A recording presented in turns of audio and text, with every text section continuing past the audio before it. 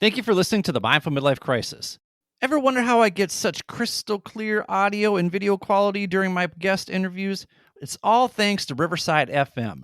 Riverside FM is my go-to platform for recording studio-grade quality audio and video interviews, no matter where you or your guests are. I've been using Riverside for the Mindful Midlife Crisis for almost the entirety of the show, and it's made a world of difference in the clarity of my audio and video. Plus, it's super easy to use. Riverside records each participant locally in 4K video and uncompressed audio, so even if you or your guest's internet connection lags, your recordings come out crystal clear. You don't have to worry about glitches or delays ruining the conversation. It's like recording in a professional studio without ever leaving your home, which is perfect for a guy like me who records in locations all over the world. Riverside FM also makes editing a breeze with separate audio and video tracks for each person, and you can even use their magic editor to polish your episodes before publishing. Not only that, but it creates epic sound bites and video clips that you can turn into Instagram and TikTok reels in no time without having to search for them, which is great for me because I hate doing that social media crap to promote this show. If you're serious about producing top-notch content, whether it's for a podcast or video interviews, Riverside FM is the way to go. If you're ready to take your podcast quality to the next level, click the link in the show notes and give Riverside a try today. Trust me, your listeners will notice the difference. If you're thinking about starting your own podcast but don't know where to begin, let me introduce you to Buzzsprout, the easiest way to launch, promote, and track your podcast. I've been using Buzzsprout for the Mindful Midlife Crisis since the very beginning, and let me tell you, it's a total game changer. With Buzzsprout, you'll get your podcast listed on all the major platforms like Apple Podcasts, Spotify, Overcast, and more, all with just a few simple clicks. Plus, their stats dashboard gives you everything you need to see how your show is performing, including detailed insights into your audience and download numbers. I am absolutely addicted to this feature because I love seeing all the places around the world where the show is being downloaded, from major metropolitan cities like Chicago, Illinois, Frankfurt, Germany, and Sydney, Australia, to little rinky-dink towns like Louisburg, Nova Scotia, and my hometown of Sauk Center, Minnesota. The best part? Buzzsprout is super easy to use. Whether you're a podcasting pro or just starting out, Buzzsprout will guide you through the entire process with no tech background required. You can even add magic mastering to make your audio sound its best without all the complicated editing. Go to the show notes and use my promo link to get a $20 credit to your account that you can immediately use to get your podcast up and running. So what are you waiting for? Hit that link in the show notes to start your podcast today. Hey there, I wish we could do this show ad-free, but these products and services really do enhance the quality of this podcast, and I'm a big believer in promoting people who do good work. Not only that, but when you support these products and services, you're also supporting the show. If you're looking for other ways to support this podcast, be sure to stay tuned until the end of the show, and don't forget to click on those show notes. Now, on with the show. Coming up on the Mindful Midlife Crisis. And I have long rejected this idea of live life with no regrets because to me, that puts so much pressure on us to live a perfect life. We are human. Regret is a normal human emotion. Humans make mistakes.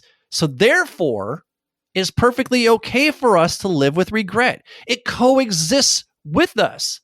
The problem is when we linger in regret.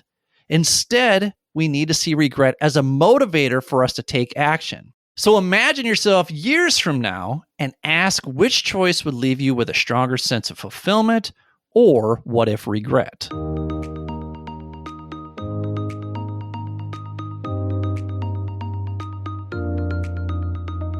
Welcome to the Mindful Midlife Crisis, a podcast for people navigating the complexities and possibilities of life's second half. I'm your host, Billy Lahr, an educator, personal trainer, meditation teacher, and overthinker who talks to experts who specialize in social and emotional learning, mindfulness, physical and emotional wellness, cultural awareness, finances, communication, relationships, dating, and parenting, all in an effort to help us better reflect, learn, and grow so we can live a more purpose-filled life. Take a deep breath, embrace the present, and journey with me through the Mindful Midlife Crisis.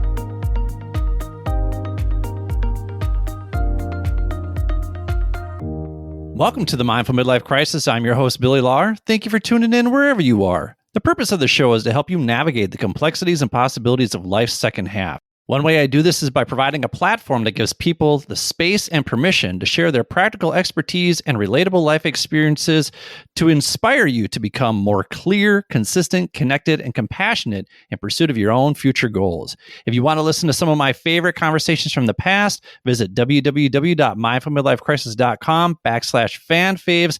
That's where we post past episodes that generated the most buzz from our loyal listeners, like my conversation with Greg Scheinman. That's episode 41, where he shares how his 6 F's, family, fitness, finance, food, fashion, and fun, can help reinvent the midlife male. Greg is having a positive impact in the world of midlife transformation for men these days, so I strongly encourage you to check out that episode. I'll also link his book, podcast, and newsletter, all titled The Midlife Male, in the show notes. Lately, though, I've been sharing how practicing intentional and mindful living over the last 10 years has helped me navigate the trials, tribulations, and triumphs of my own midlife crisis. Being more intentional and mindful has helped me process my anxiety in a much healthier way by reducing my emotional reactivity and impulsive behavior, which in turn has helped me improve my relationships and communication with others. So if you're ready to make a meaningful change in your life, visit www.mindfulmidlifecrisis.com and download your free Jumpstart Your Midlife workbook. This workbook offers a comprehensive guided approach that will help you transform your midlife years with actionable steps, reflective exercises, and practical insights that will empower you to unlock your potential and build a more fulfilling life for yourself. These are the same skills, strategies, and resources I use in my own life based on years of research and experimentation to find a bit more calm and clarity amidst the chaos. So if you're ready to take the leap, go to www.mindfulmidlifecrisis.com and take action now. But here's the caveat. I don't have all the solutions to your problems because there are still days when I'm navigating this hot mess of a thing called life as well. But by sharing my experiences as well as the experiences of others, my hope is that you'll see you are not alone in your experience. When we journey together and offer encouragement, we create a stronger, more connected community where everyone can thrive, because at the end of the day, we'll always achieve more working together than we ever could alone. Today, I want to talk about why we get cold feet and what brand of socks are best for keeping your toesies toasty. Now, my good friend and former co-host Brian on the bass swears by alpaca socks, which I've never worn myself, but I did buy this incredible pair of socks here at Namdaemun Market in Seoul, and they are, without a doubt, the softest and warmest socks I've ever owned. Now, what's the cause of cold feet? Well, the most logical explanation is a lack of blood circulation, which means the best remedy for cold feet is taking action. Ah, shit. Do you see what I just did there? I totally just led you down a path of nonsense about socks. Just to kick you in the nuts with a self-help analogy. Because that's what I do. I weave metaphors into practical and useful tips because I'm an unbelievable English teacher. I take complex ideas and transform them into relatable concepts, especially through the stories that I weave. I am also completely delusional. But aren't all good storytellers delusional in some way? That's how we get fiction. That's how we get literature. And literature has a magical way of interlacing metaphors and narratives that allow us to relate deeply to a character's plight. As we flip through the pages of a novel like Of Mice and Men or I Know Why the Caged Bird Sings, we're not just observing, we're experiencing. Those characters become our companions, reflecting our fears, dreams, and vulnerabilities. They struggle, they love, they falter, much like we all do in our own lives. And this connection invites us to explore our emotions, offering a safe space to confront our challenges through their stories. It's like looking in a mirror that doesn't show our faces, but instead reveals the complexities of our hearts. And in this way, literature doesn't just entertain, it resonates, reminding us that we're all part of this intricate human tapestry, stitched together by our shared experiences and stories. Now, back when I was teaching at my first high school in Rochester, Minnesota, I had the privilege of teaching a class called Humanities Search for Meaning, which I absolutely loved teaching. Every day, I looked forward to engaging with my students on topics that not only helped them, but also helped me explore life's essential questions. The book tells the story of O'Brien's experiences before, during, and after the war in Vietnam, which blends in layers of fiction. So the truth lies not in the literal events, but in the emotion and meaning each story brings. And as I was trying to decide whether or not to move to Korea last summer, I was reminded of one of my favorite stories from that book called On the Rainy River. And that story focuses on the moment Tim O'Brien finds out he's been drafted to fight in Vietnam in a war he fundamentally opposes. At that time in his life, he's this young guy, fresh out of college, facing an impossible decision. Should he go to war, betraying his principles, or flee to Canada, risking his family and community's disapproval? Ultimately, he decides to go to war, and the story ends with this gut-wrenching line, "I was a coward, I went to war." Now, I know this podcast is usually about finding ways to live a more fulfilling life, but part of that journey is acknowledging the obstacles and insecurities that come up in doing so. Sometimes we have to sort through our fears and doubts, our what ifs, our yeah buts, to understand why we're stuck in the first place. And that process isn't always simple. We don't just wake up one day with all the answers. Sometimes it takes journaling, talking it over with a friend, or even getting some professional support to work through it all. One big question that comes up in these moments is this: are my doubts coming from intuition, or is it just fear? So much of the anxiety we feel isn't from the actual events in our lives, but from our own thoughts about those events. We anticipate every possible worst-case scenario, obsess over potential outcomes, and run through every what-if long before anything even happens. And in doing so, we create a cycle of suffering in our minds that's often worse than the reality itself. Here's a perfect example. Maybe you remember way back in 87, I talked about my trip to Chiang Rai, Thailand, and this anxiety attack that I had that nearly robbed me of one of my favorite memories from the past 3 years. So when I was in Chiang Rai, I wanted to rent a scooter because it was an easier way to get around, but I spent days agonizing about whether or not it was safe for me to rent one, and I was just freaking myself out. Scooters are everywhere in Thailand. People zoom in and out of traffic like it's a normal Tuesday, and I was convinced that I was going to end up as roadkill for the sake of some scenic views at Khun Kron Waterfall. So I started imagining every possible worst case scenario, from wiping out on a winding road in the middle of nowhere to just feeling the sheer embarrassment of looking like an absolute rookie. Hiring a driver seemed like a much safer bet, but it was also way more than I wanted to spend while I was there, and I knew I'd kick myself later if I didn't just get over the fear. So finally, I turned all that pent-up anxiety into action and rode that adrenaline train all the way to the front desk of the hotel, booked the scooter, and tapped my foot on the tile like an industrial jackhammer. I wasn't going to allow for any time in between all of that. I was just going for it. So I hopped on the scooter, clenched the handlebars like my life depended on it, and kept reminding myself to breathe. But once I got out on the road, I started to loosen up a little bit, and I even thought, all right, let's open this baby up a bit. And don't get me wrong, I was not Tom Cruise out there, but considering the sheer terror I'd felt just a few hours earlier, I was relishing every second of the wind on my face. And as I twisted and turned along the windy roads in the quiet Thai countryside, I found myself actually enjoying myself.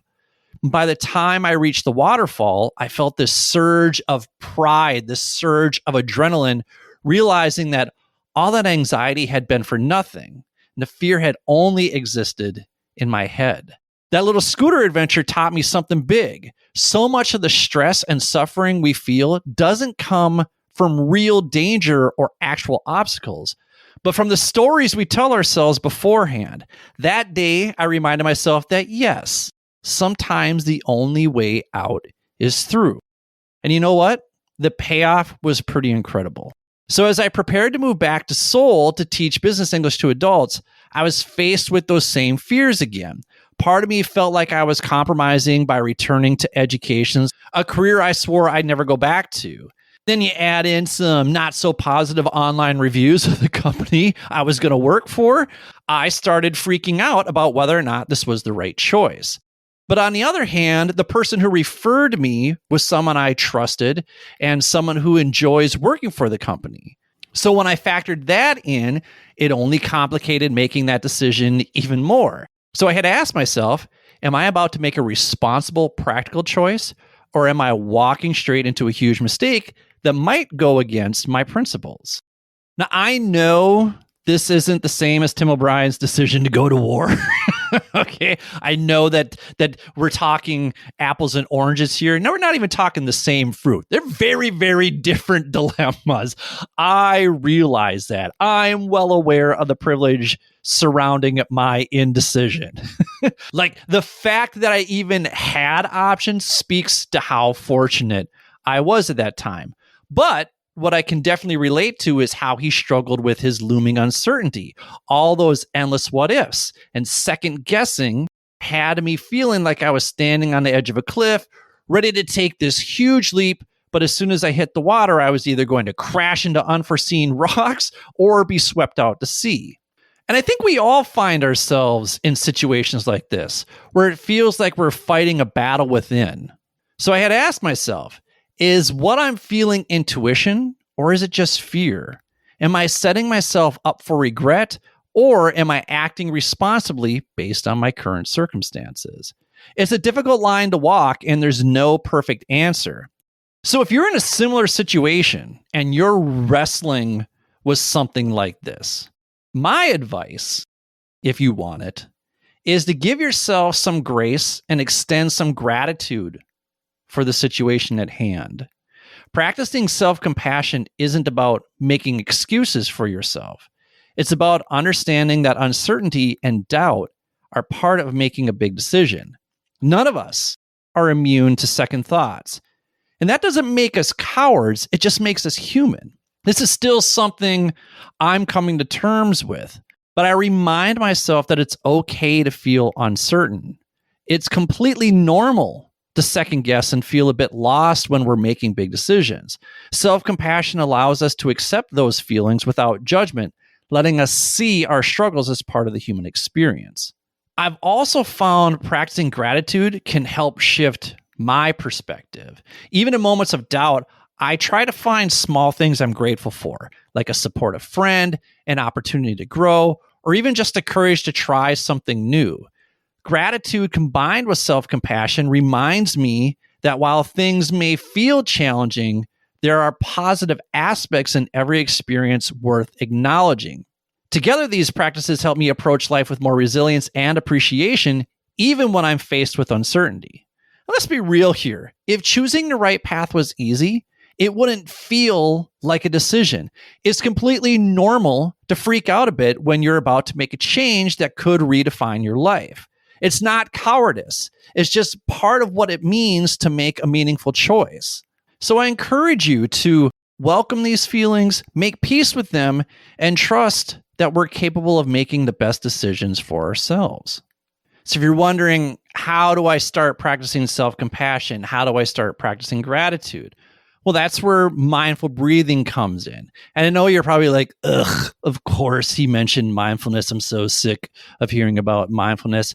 I realize that mindfulness is not a panacea for everything that ails you in life, but from my own personal experience, when I'm feeling that wave of anxiety coming on, I've found taking a few deep breaths and focusing on the present recalibrates my sense of purpose, my sense of clarity, my sense of compassion, and my sense of gratitude.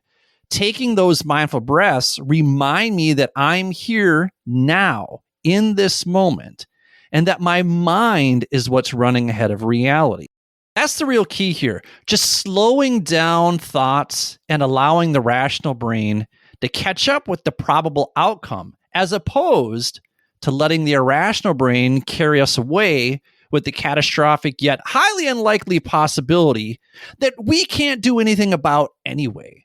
So no, mindful breathing doesn't fix every single situation. But for me, it helps me experience more calm and clarity amidst the chaos. Another way I process my anxiety when I'm experiencing cold feet is just by talking about it with someone, whether it's a trusted friend, a therapist, or a coach. Sometimes we all just need an outside perspective to help us reframe how we're seeing the situation. I like using the analogy of our thoughts being bingo balls in the bingo hopper, and they're just the same thoughts getting cranked around in our head over and over and over again. So what we need is someone to pluck those bingo balls out and show them to us so we can actually see what they look like. Someone to remind us that not every thought is a fact, especially when it comes to making big decisions, like for me, moving to Seoul. In fact, next week, I'm going to talk about 2 conversations I had with friends that helped me make this final difficult decision. Getting a reality check from people who know and understand your values can help you move forward with clarity. And if you're in need of someone to help you do that, well, you're in luck because this week's sponsors have got your back. So check that out. And then when we come back, I'll share 5 essential questions you need to ask yourself when you start getting cold feet. Thank you for listening to the Mindful Midlife Crisis.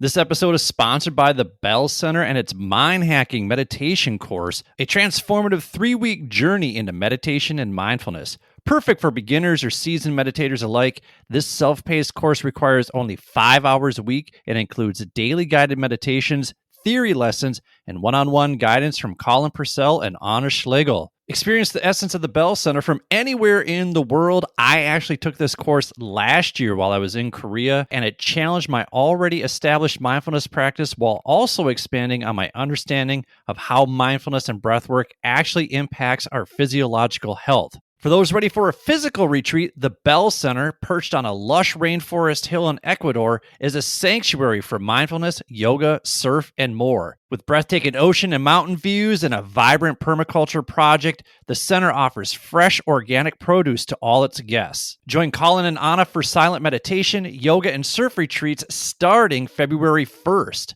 I actually attended a breathwork workshop with these 2 when we were all at the Angkor Island Surf Camp in Dakar, Senegal, and that workshop helped me reevaluate my relationship with my breath, and I know working with Colin and Anna, whether online or in person, will do the same for you. Learn more at www.thebell.center. That's www.thebell.center. Give them a follow on Instagram and be sure to check out episodes 48 through 49 of the Mindful Midlife Crisis, where I talk with Colin and Anna about how the power of breathwork can enhance our lives. The Bell Center. Stoke your inner calm one breath at a time. This episode is sponsored by Gray Tonic. Do you ever question your relationship with alcohol? Gray area drinking, and gray areas in general, affect millions of people who don't identify with extremes but still feel something isn't quite right. Whether it's with alcohol, your health, or even relationships, these gray areas can quietly hold you back. If this sounds familiar, don't miss episode 61 with gray area expert Carrie Schweer, where she shares her personal journey through gray area drinking and explains how her own frustration with traditional programs led her to create Decide 30, a new program from Gray Tonic that doesn't just address drinking, but tackles all those in-between spaces where we tend to get stuck. With Decide 30, you'll explore what drives your habits, refocus on what truly matters, and develop daily tools to start moving forward. One of my listeners who worked with Carrie shared that her approach opened doors in ways he didn't expect, helping him to become a better husband, father, and leader. And as someone who's personally moved through gray area drinking and has been sober for over a year now, I can tell you firsthand the difference it makes to be clear and intentional. So if this resonates with you, check out the link in the show notes to learn more about Gray Tonic's Decide 30 program. This might be the exact opportunity you've been waiting for to make lasting changes in every area of your life.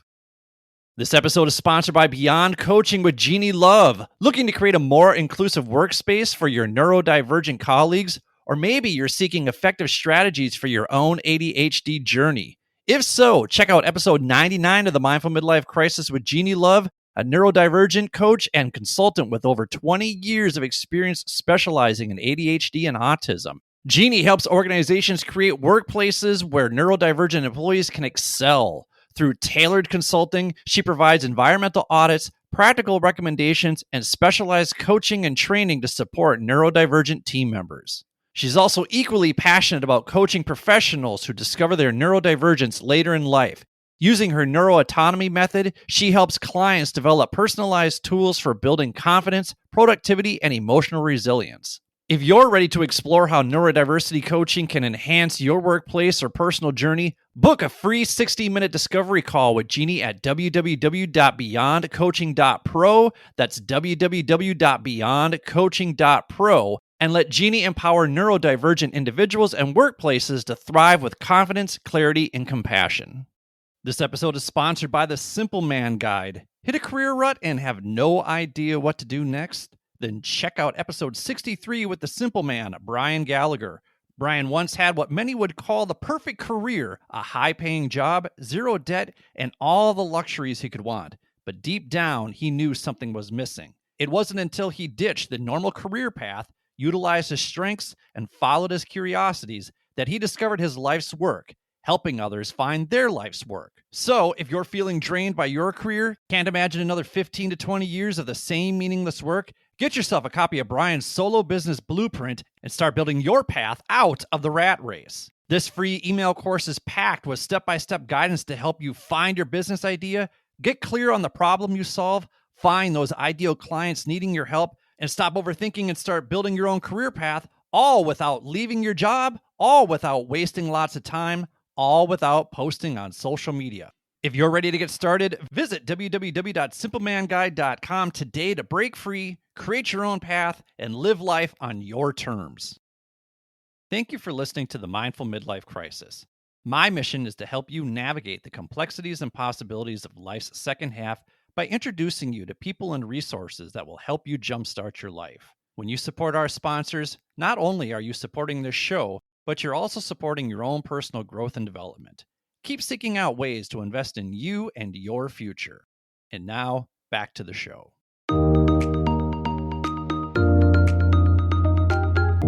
Welcome back to the Mindful Midlife Crisis. Today we're talking about what to consider if you have cold feet. So now it's time for our new segment, 5 Essential Questions. This segment is designed to help you reflect, learn, and grow as you navigate life's complex decisions.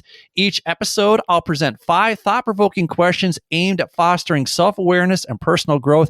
These questions encourage you to dig deep, challenge your perspectives, and unlock your full potential.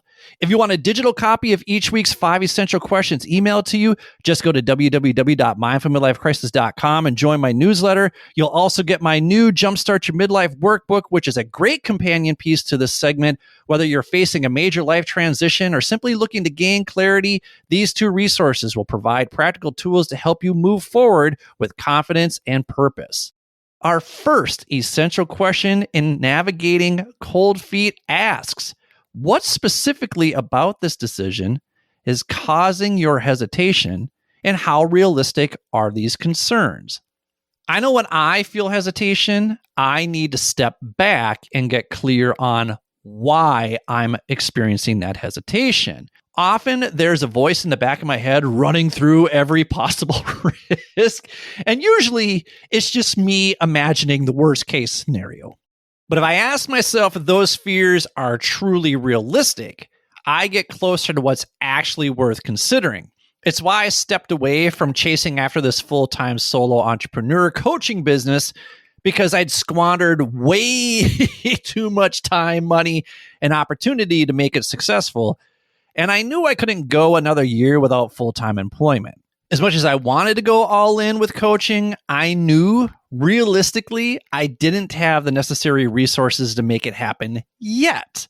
And that yet is an important word for us to start using when it comes to being honest about whether or not we're ready to take action. because that sentence doesn't actually end with the word yet. The next words out of your mouth should be, so I will, followed by a plan of attack, because that puts the amount of work, time, and resources needed to make it a reality into perspective.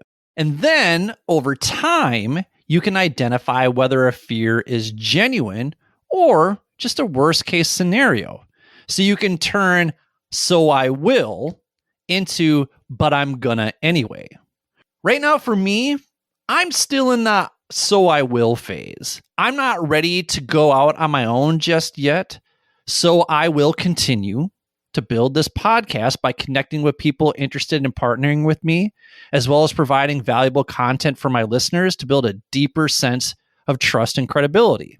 That's how I use yet, and that's how I use so I will. So take some time to identify the exact sources of your doubts. Are they based on genuine risks, or are they worst case scenario fears that might be less likely? Our next essential question is, how can you remind yourself of past instances where you took a leap despite fear, and what did you learn? So here's a story from back in the day. When I was 29, that feels like a really long ass time ago. 29. That's almost 20 years ago. That is wild.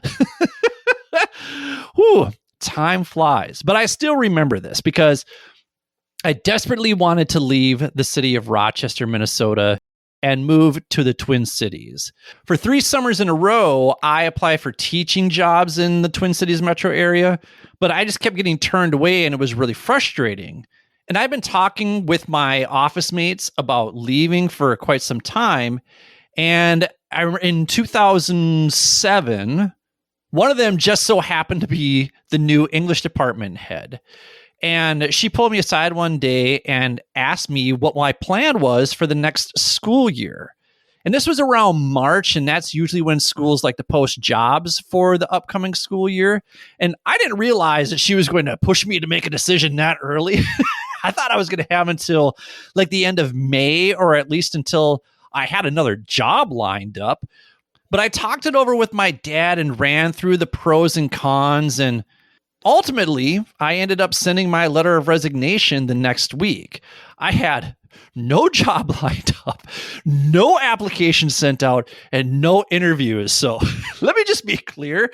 That is a really bad, stupid strategy, and I do not recommend doing that. But it's one of the few times in my life when I threw caution to the wind and just went with my gut.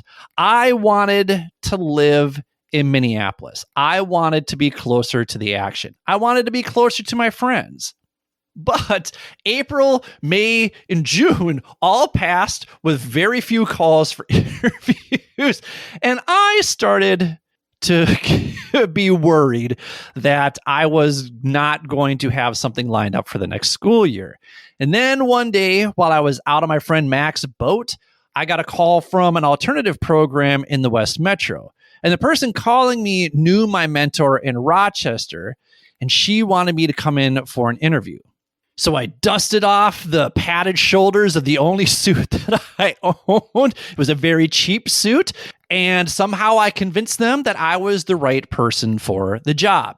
Now, what's interesting is looking at my professional trajectory following that moment, because it resulted in the most challenging 13 years of my life. And it's eventually what drove me into therapy. But then again, therapy introduced me to mindfulness, and mindfulness is what's brought me to you. Now, I could have left that job in Rochester years before that, but honestly, I wasn't ready to do that.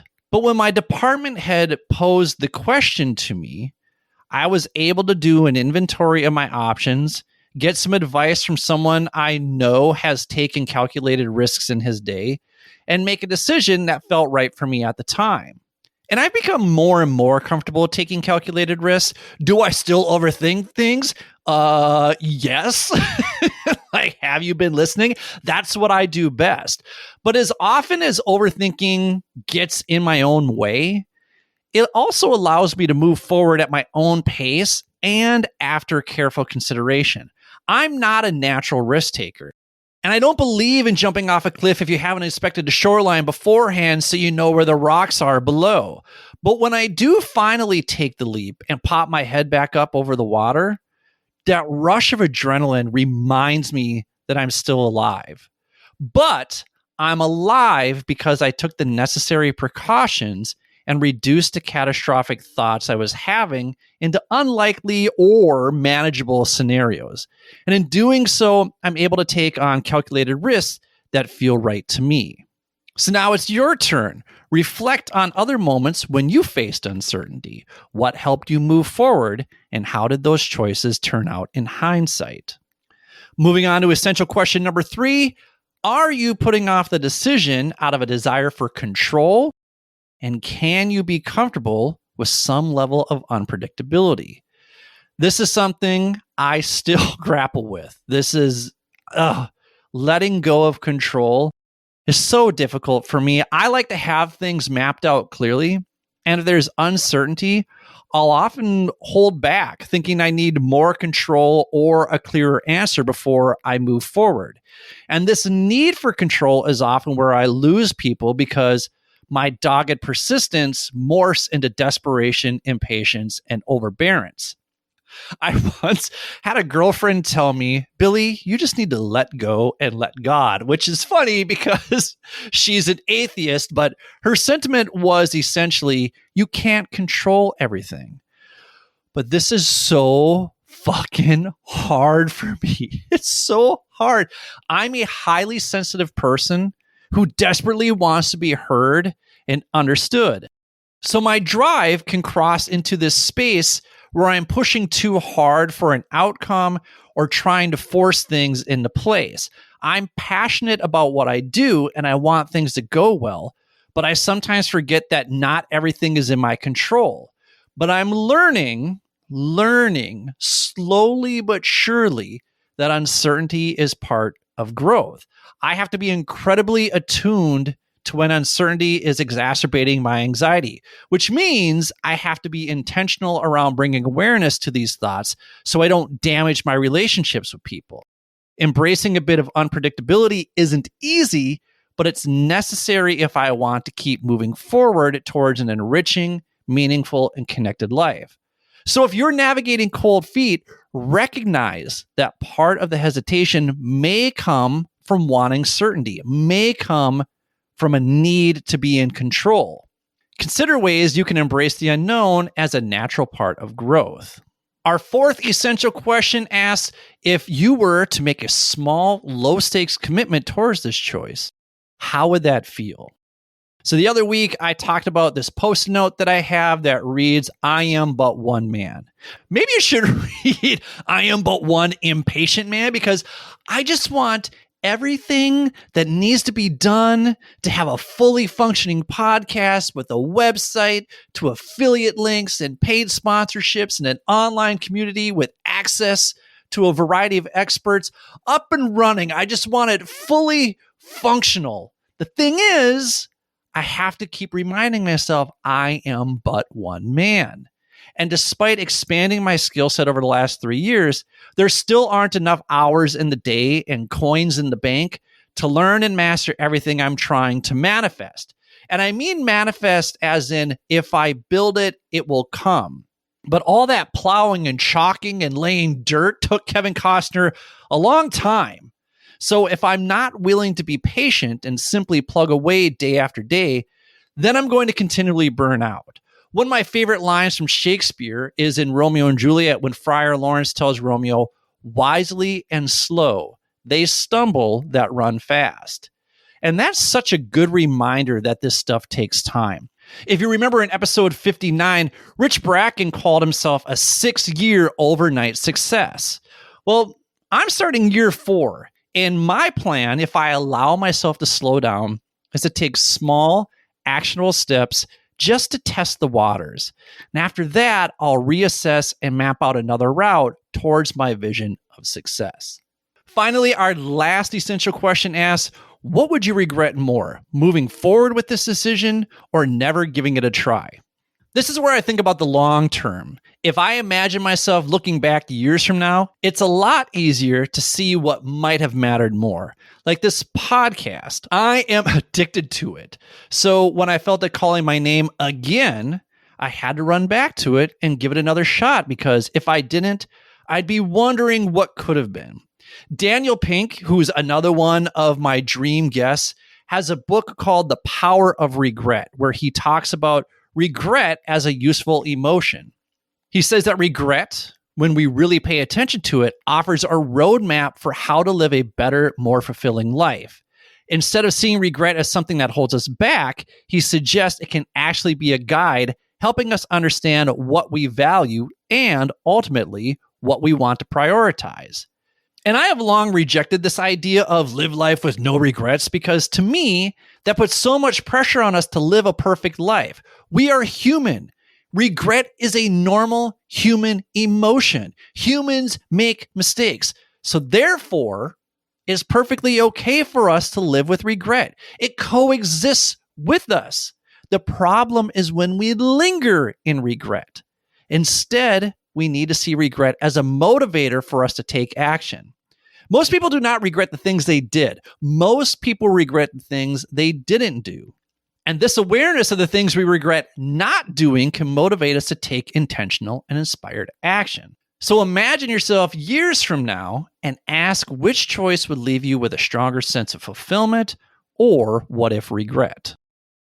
At the end of the day, taking action steps with cold feet isn't just about managing anxious thoughts. It's about stepping into our power, trusting that we have what it takes to handle whatever comes our way. That's the part we tend to forget when we're wrapped up in all the what ifs. For me, I do not regret coming to Seoul and leaving my coaching aspirations behind.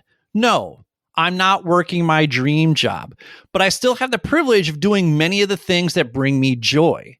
The stability and paycheck certainly provide me with a stronger foundation and a clearer headspace to move forward on some of my future ambitions, and so does the knowledge that maybe, just maybe, someone is out there listening and finding value in what I share in these episodes.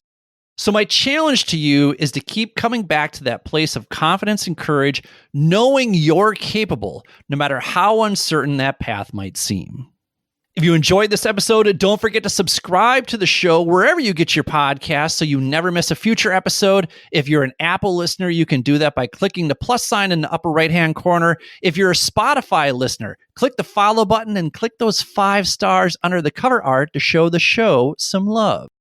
I would also greatly appreciate it if you'd share this episode with the people in your life who are weighing the pros and cons of a big life decision. And if you do that on Instagram or LinkedIn, don't forget to tag me, bro, because sharing is caring. If you're feeling really generous, please consider making a donation to the show. All you got to do is click on the donate button in the show notes, just like Nikki did, who shared with me that she loves the podcast because it has a little something for everyone in midlife mode.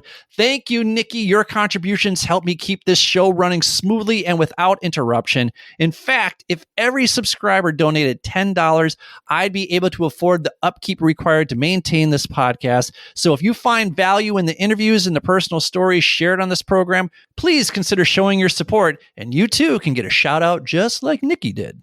If you want more free resources to help you reflect, learn, and grow, consider subscribing to my weekly newsletter at www.mindfulmidlifecrisis.com. Or if you want to keep up with my travel adventures as well as life in Korea, you can follow me on Instagram at mindful_midlife_crisis.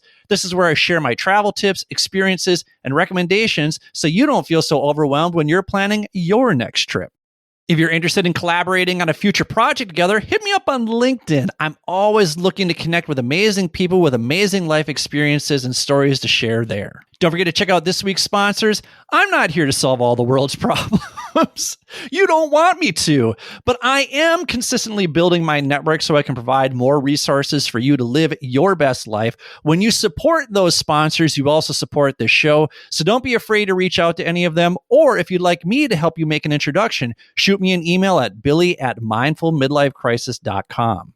Finally, I'll leave you with this. When you're in the midst of a midlife crisis, remember that progress is never linear. Our growth looks more like the stock market. Some days we're up, some days we're down, and we may not reap the benefits for a while. But if we play the long game and continue to invest in being consistent, disciplined, patient, compassionate, and connected to others, you'll see that investment in yourself will pay huge dividends as you navigate the complexities and possibilities of life's second half.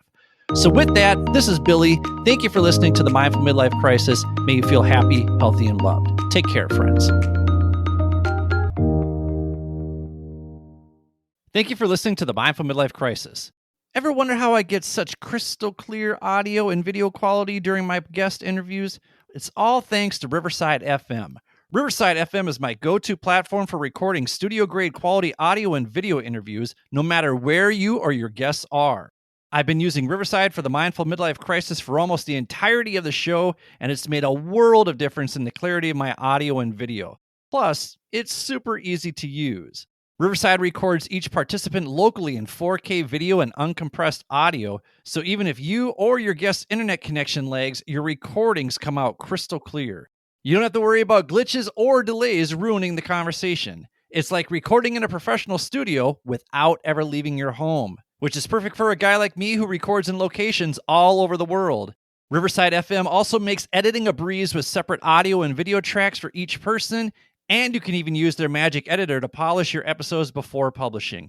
Not only that, but it creates epic sound bites and video clips that you can turn into Instagram and TikTok reels in no time without having to search for them, which is great for me because I hate doing that social media crap to promote this show. If you're serious about producing top-notch content, whether it's for a podcast or video interviews, Riverside FM is the way to go.